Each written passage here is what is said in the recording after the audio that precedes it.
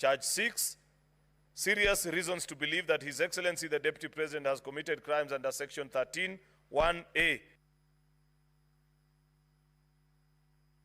Give the Majority Leader the microphone. So let me take that again. Charge 6, serious reasons to believe that His Excellency the Deputy President has committed crimes under Section 13(1)(a) and 62 of the National Cohesion and Integrity Act. Charge 7, serious reasons to believe that His Excellency the Deputy President has committed gross economic crimes under Section 45(1), 46, 47(3), and 48(1) of the Anti-Corruption and Economic Crimes Act and Section 2, 3, 4, and 7 of the Proceeds of Crime and Anti-Money Laundering Act. Charge 8, serious reasons to believe that His Excellency the Deputy President has committed crimes by continuously misleading members of the public through false, malicious, divisive, and insightful remarks that are contrary to the provisions of Section 132 of the Penal Code and Section 29 of the Leadership and Integrity Act. Charge 9, gross misconduct that is incompatible with the high calling and dignified status of the office of the Deputy President and a member of the Cabinet and the National Security Council. His Excellency the Deputy President has publicly attacked and undermined the work of the National Security Intelligence Services and its officers. Charge 10, gross misconduct by openly and publicly insubordinating the President, who is the head of state and government. And finally, charge 11, gross misconduct by persistently bullying state officers and public officers. Mr. Speaker, this is a very difficult exercise that the House of the Senate is being called to undertake. It's the first time in the history, actually, of this country that this is happening. Though under the old constitution, pre-2010, Mr. Speaker, the process wasn't available. To the best of my recollection, I don't remember this kind of an exercise where the Senate is being invited to agree to charges initiated by the sister house and confirm them after listening to both parties that appeared before us in the National Assembly versus His Excellency Rigathi Gachagua the last 2 days. Mr. Speaker, I do this with a heavy heart because His Excellency the Deputy President is somebody that is well known to me. I consider him, Mr. Speaker, more than a colleague in the leadership of this country, more even than just a normal acquaintance in social circles. Majority Leader, you are called upon to give notice. Notice? Oh, okay. Apologies. Mr. Speaker.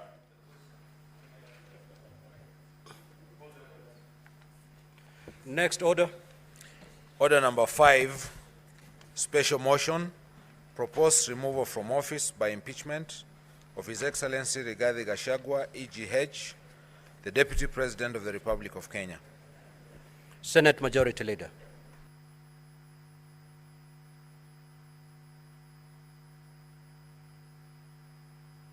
Mic, please. My apologies, Mr. Speaker. I now hereby move the motion, which is the proposed removal from office by impeachment of His Excellency Rigathi Gachagua, EGH, the Deputy President of the Republic of Kenya. That aware that the National Assembly on the 8th of October 2024 resolved with the support of 282 members, being at least 2/3 of all the members of the National Assembly, that pursuant to the provisions of Article 145(2), as read with Article 151(b) and 2 of the Constitution and the Standing Order 65(2) of the National Assembly Standing Orders, His Excellency Rigathi Gachagua, EGH, Deputy President of the Republic of Kenya, be removed from office by impeachment on the grounds specified in the special motion. Whereas by letter, reference NA/DLP/TBO/MTS 2024 into bracket 025, dated 8th of October 2024, and received in the office of the Speaker of the Senate on the 9th of October 2024, the Speaker of the National Assembly informed the Speaker of the Senate of the approval of the special motion by the National Assembly and further forwarded to the Speaker of the Senate documents in evidence of the proceedings of the National Assembly.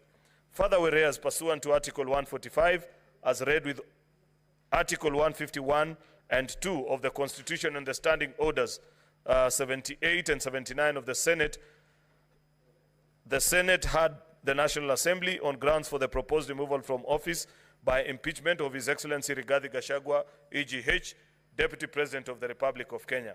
And further, whereas pursuant to Article 145, as read with Article 151B and 2 of the Constitution and Standing Order 78 and 79 of the Senate Standing Orders, the Senate also had His Excellency Rigathi Gachagua, EGH, Deputy President of the Republic of Kenya, on the grounds of his proposed removal from office by impeachment of the Deputy President of the Republic of Kenya.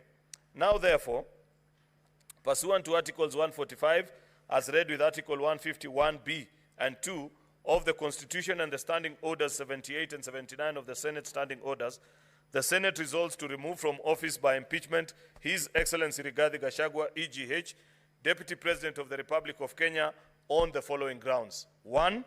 Gross violation of Articles 10(2)(a), B, and C, Article 27(4), 73(1)(a), and 2B, Article 75(1)(c), and 129(2) of the Constitution, and Article 147(1), as read together with Article 131(2), C and D of the Constitution. Charge 2, gross violations of Articles 147 and 152 of the Constitution by undermining the President and the Cabinet and effective discharge of the national government's executive mandate. Charge 3, gross violations of Articles 6(2), 10(2)(a), and 174, 186(1), and 189(1), and the fourth schedule to the Constitution by undermining devolution. 4, gross violations of Article 161 of the Constitution on the institutional and decisional independence of judges. 5, gross violations of Articles 3(1) and 145(5)(a) of the Constitution on the fidelity to the oath of office and allegiance. Charge 6, serious reasons to believe that His Excellency the Deputy President has committed crimes under Sections 13(1)(a) and 62 of the National Cohesion and Integration Act. Charge 7, serious reasons to believe that His Excellency the Deputy President has committed gross economic crimes under Sections 45(1), 46, 47(a), 3, and 48(1) of the Anti-Corruption and Economic Crimes Act, and Sections 2, 3, 4, and 7 of the Proceeds of Crime and Anti-Money Laundering Act. Charge 8, serious reasons to believe that His Excellency the Deputy President has committed crimes by continuously misleading members of the public through false, malicious, divisive, and insightful remarks that are contrary to the provisions of Section 132 of the Penal Code and Section 29 of the Leadership and Integrity Act. Charge 9, gross misconduct that is incompatible with the calling and the dignified status of the office of the Deputy President and a member of the Cabinet and the National Security Council. His Excellency the Deputy President that has publicly attacked and undermined the work of the National Security Intelligence Services and its officers. Charge 10, gross misconduct by openly or publicly subordinating the President, who is the head of state and government. 11, gross misconduct by persistently bullying state and public officers. Mr. Speaker, I have observed that this is such a momentous task ahead, and I never imagined a few years ago, Mr. Speaker, that it will be possible after the journey that we have traveled with His Excellency the Deputy President in the political side that I belong to, that hardly 2 years down the line, I will have the difficult task of having to move the impeachment motion against him after listening to this case brought to this House by the National Assembly, in the case titled the National Assembly versus His Excellency Rigathi Gachagua.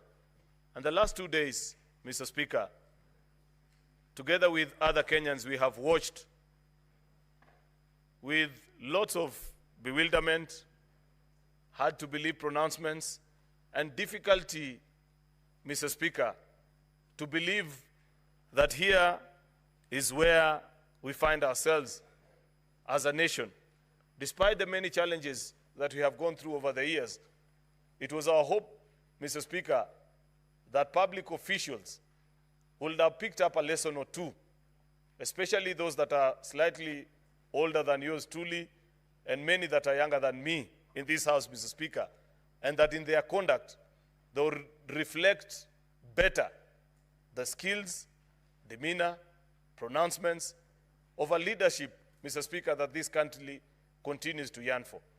Unfortunately, Mr. Speaker, listening to the case that has been brought to us by the National Assembly, I have reason to believe, beyond any doubt in my mind, Mr. Speaker, that they have justified the case that they have brought before us and have been able to ably demonstrate to us and to the country, Mr. Speaker, that there is no other cure by design of our Constitution to the challenges, either political or legal or otherwise, that are being faced, Mr. Speaker, by the workings and the working relationship between the President and his deputy, other than by way of impeachment. And the National Assembly has moved this House, Mr. Speaker, on 11 charges, blow by blow, with citations and examples in broad daylight, Mr. Speaker, showing and mapping, Mr. Speaker, that each charge, how it has been committed, Mr. Speaker, and how it violates either the Constitution or various laws of the Republic of Kenya. And therefore, Mr. Speaker, we are left with very minimal options. I have observed before this House, Mr. Speaker, that the Deputy President is personally known to me. I consider him a friend. I have had the opportunity to interact with him, learn a lot from him, Mr. Speaker, listen to his wise counsel sometimes. But this evening, Mr. Speaker, duty calls. And when duty calls, Mr. Speaker, there is very little that we can do. I am afraid, Mr. Speaker, that as legislators, as servants of the people, we have to listen to what the people are telling us. Mr. Speaker, we must appreciate that in 2010, when Kenyans went to the polls and brought about change via the new constitution, it was a call for us to have a better republic than had been observed previously since 1963. And there are various high ideals, high demands that have been placed in all of us that are in leadership. And I must add quickly, Mr. Speaker, that as you rise in stature from a member of a county assembly to a member of the National Assembly, senator, governor, deputy president, and eventually even as president, Mr. Speaker, that as you ascend in the hierarchy of leadership, the demands by the Constitution are even more. Number one, because you occupy greater public space, you represent more people. When you speak, Mr. Speaker, you say things that can affect either positively or otherwise the lives of millions of citizens. And therefore, Mr. Speaker, listening to the case that has been laid before us since yesterday by the lawyers of the National Assembly, reading through the bunch of documents that have been presented to us, attached with evidence, Mr. Speaker, I can confirm both to this House and to the country that unfortunately this country must make the difficult decision of having to say goodbye to His Excellency, the Deputy President Rigathi Gachagua, because, Mr. Speaker, the reasons that have been listed have consequences by law of what you do when this happens. The National Assembly has demonstrated before us, Mr. Speaker, that on charge 1, that there are various articles of the Constitution, either through his utterances or his actions, Mr. Speaker, that have led other Kenyans to seriously believe and feel lesser Kenyans, Mr. Speaker, something that we thought we had slayed. We thought that we had worked so hard to build a cohesive society where it didn't matter after a political contest, Mr. Speaker, of who eventually wins, that you feel comfortable, you'd feel safe, you'd want to do business in any of our 47 counties, Mr. Speaker, and feel at home. Unfortunately, Mr. Speaker, listening to the utterances, reading through the response, Mr. Speaker, and the pleadings by his lawyers, and the pleadings and the admission, Mr. Speaker, by his own affidavit, Mr. Speaker, that either my good friend, the Deputy President, doesn't appreciate the higher calling that the office he occupies demands of him, or he has completely refused, Mr. Speaker, to accept the dictates of our Constitution. And when you get to that law, that place, Mr. Speaker, where there is conflict between man and our Constitution, then man must give way for our Constitution to thrive. That is a demand of a public office. Mr. Speaker, I know this is not an easy exercise. I have agonized and sat there wondering whether there could be other ways we could resolve this issue. And I know for a fact that there have been attempts, Mr. Speaker, not just this time, but previously.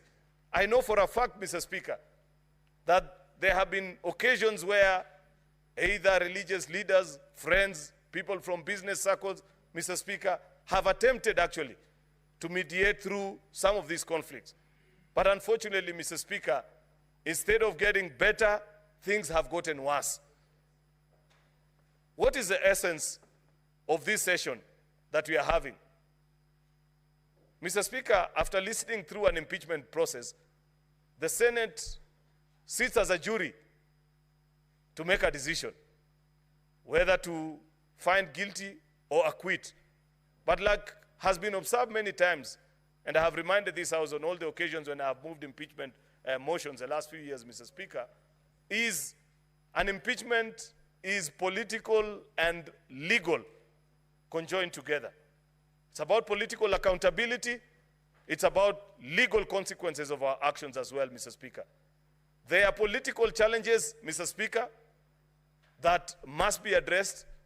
There are legal issues that have been raised as well, Mr. Speaker, which I want to believe when my colleague senators get the chance to address this House and convince each other. Perhaps people are watching and wondering, what is it that senators are doing at this hour? I believe that all the 67 of us that are here have had occasion to peruse through the evidence, listen, and this is a chance to share your thoughts about what you think and what is the proposed solution. I'm not sure, Mr. Speaker, whether my colleague senators will find the Deputy President guilty on all the 11 charges, or one, or two, legally speaker, or none. Mr. Speaker, I'm being quickly reminded by my colleague here that is possible. And that is fine, because it is based on what you had, what your mind is convinced about these particular charges that have been drawn, and what you think is best for this country, Mr. Speaker. I don't intend to be long, because I know, Mr. Speaker, we have agreed that we will do this not for a very long time. And I know there's so many of my colleagues that want to speak on this particular issue. But there are about 2 or 3 charges that I want to just focus my thoughts on, Mr. Speaker, and perhaps leave the rest to hear, to be convinced this way or the other by what my colleagues will pick. There is, Mr. Speaker, charge number 8, serious reasons to believe that His Excellency the Deputy President has committed crimes by continuously misleading members of the public through false, malicious, divisive, and insightful remarks that are contrary to the provisions of Section 132 of the Penal Code and Section 29 of the Leadership and Integrity Act. We have institutions that are charged with the responsibility of making sure that we are a cohesive society, Mr. Speaker. By statute, actually, after the 2010 Constitution, we set up the National Cohesion and Integration Commission. And it was our sincere hope, Mr. Speaker, that that commission perhaps will help us, especially we that are leaders, learn better from our utterances and do things, say things that leave the rest of Kenyans feeling that they are proud patriots, that the things that we do make them feel at home in this republic. It's unfortunate, Mr. Speaker, that despite this commission, for example, being funded by taxpayers, I have not seen them live up to the expectation, and perhaps part of the challenges that will emerge even after this impeachment process, Mr. Speaker, is to audit how some of these institutions continue to draw from the exchequer yet not live up to their mandate. In fact, Mr. Speaker, I saw them issue the other day, I think, a statement saying, oh, if you carry out this impeachment process, it will divide the country. I want to tell that Reverend Kobe, I think his name is chairman, you better resign. I have never seen a public officer that is as disgraced as that gentleman. Why do I say so, Mr. Speaker? I remember in our days, last time, Mr. Speaker, this is the same institution that was so vigilant that would ban us even from coining phrases like hatupangwingwi and say that those phrases are divisive to the country. But I've seen for the last 2 years, Mr. Speaker, these narratives and clips that we are being shown, being whipped and hurting Kenyans on a daily basis, and have kept quiet about it. But finally, when the National Assembly has moved to say that we must put a stop to this, they finally show up on stage and say, oh, this will divide Kenyans. Mr. Speaker, surely, don't Kenyans deserve better from their public institutions, Mr. Speaker? I hope, Mr. Speaker, that at the end, by the end of this particular exercise, all the commissioners of that particular institution, Mr. Speaker, will find it fit to resign so that we can have Kenyans who understand how we can build a more cohesive society than those that are gatekeepers of those that push divisive narratives, Mr. Speaker. Mr. Speaker, we have been invited as well and have been challenged that on charge 10, that there is gross misconduct by openly or publicly insubordinating the president, who is the head of state and government. And I listened to one of the lawyers urge us and say, where is the complaint from the president? Surely, does the president need to complain to you, Senator Onyonka, to notice that there is a dysfunction in that particular office? That if there is a lack of symphony in action, in word, in deed, Madam Speaker, between the president and the deputy, and there is a continuous spat, such as what has been witnessed the other day, then constitutional consequences might follow, so that you clean up and have an institution that works for the greater interest of all the people of the Republic, Mr. Speaker. Finally, Mr. Speaker, I know not everybody agrees with those of us that hold the view that the Senate has been sufficiently convinced by these charges, either one of them, all of them, or none that I say. But what I find difficult, Mr. Speaker, is to accept the proposal by those that want to reduce this House and claim that Parliament is a gathering of just a few people. And I have watched many people say that, pundits on the television, including none other than the Deputy President himself, who on many occasions, including last weekend in Embu, has said that his only faith is in the courts of the Republic of Kenya and nothing about this particular House. Mr. Speaker, perhaps it will be important for somebody to remind him, what is the history of Parliament? Parliament is a gathering of all Kenyans. I have said many times, Mr. Speaker, that because it is not possible for all the 50 million Kenyans to meet at one place and agree on issues, Mr. Speaker, they agreed to do so through their representatives, Article 2 of our Constitution, Mr. Speaker. And therefore, a gathering of a House of Parliament, Mr. Speaker, cannot simply be wished away by being described that a few members either overturning or undermining the will of the people of Kenya. I believe Kenyans speak directly through the election or indirectly through their elected representatives, who are the people in the National Assembly, in the Senate, in our county assembly. And therefore, Mr. Speaker, when institutions of accountability are dispensing their constitutional mandate, such as what we are doing today, Mr. Speaker, if you respect our Constitution, then respect the outcome and the processes that have been initiated and concluded in Houses of Parliament, Mr. Speaker, just as you do with courts of law. And I appreciate, Mr. Speaker, that on many accounts, I know this process has attracted close to 30 petitions in our courts of law. And I agree with the learned judges that have, Mr. Speaker, made a determination that you allow Parliament to conclude on its processes such that anybody who's not satisfied with the outcome, Mr. Speaker, can exercise their right to appeal.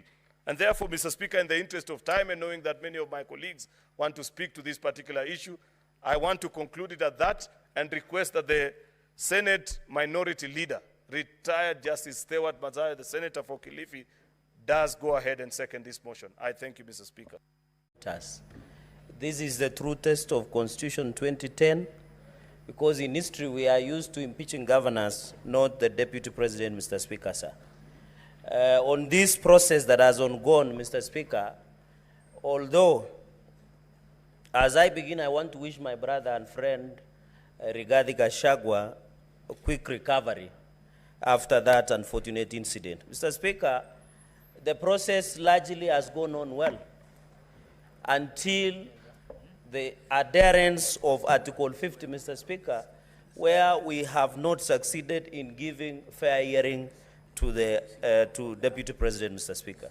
The reading of Article 145, and I want to bring to the attention, 4, does not specify the timeline on which the Deputy President removal can be listened. It is only by the special committee that it provides for 10 days. So, Mr. Speaker, that was very unfortunate, Mr. Speaker, in the principle that justice should not only be done, but to be seen to be done, Mr. Speaker. Many Kenyans are asking questions, Mr. Speaker, what really happened? Number 3, Mr. Speaker, in observation, we didn't even allow state officers, a full-time governor, Mr. Speaker, to participate. This matter was decided in Constitutional Petition 204 of 2019, where state officers were barred by Justice Eric Ogola, Mr. Speaker. When you look at the issues, Mr. Speaker, because of limitation of time, on various grounds, like, for example, on the grounds for renovation of the office of the Deputy President, the funds were appropriated by the National Assembly. Yet the same National Assembly is accusing the Deputy President, who is not even an accountant. The accountant is a different person, Mr. Speaker.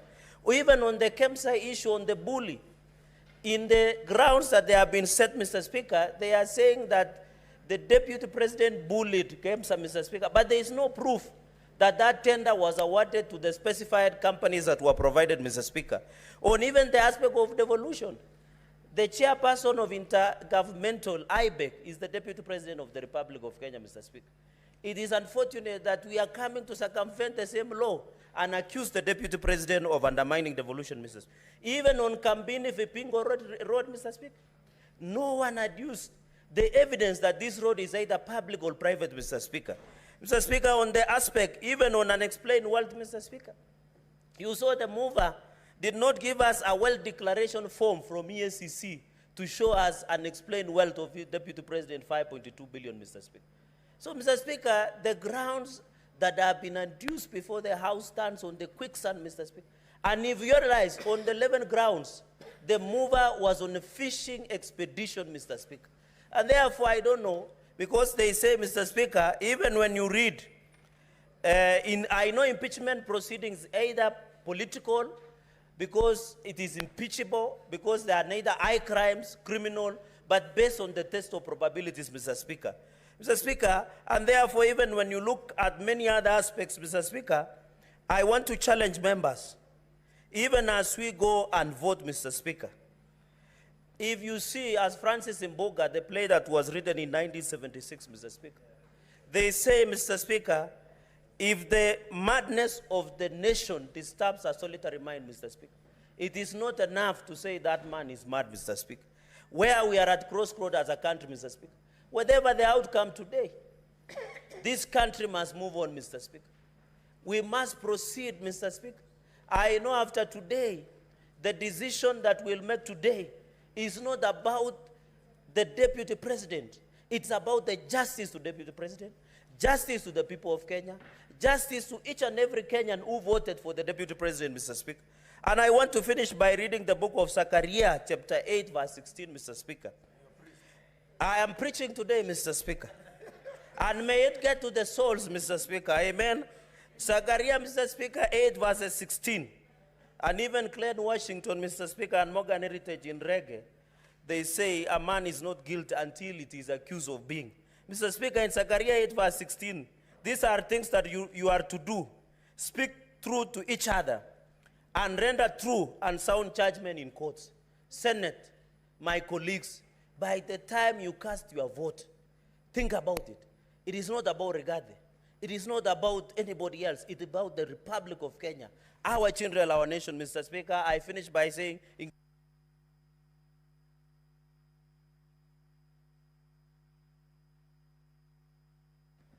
Senator Enoch.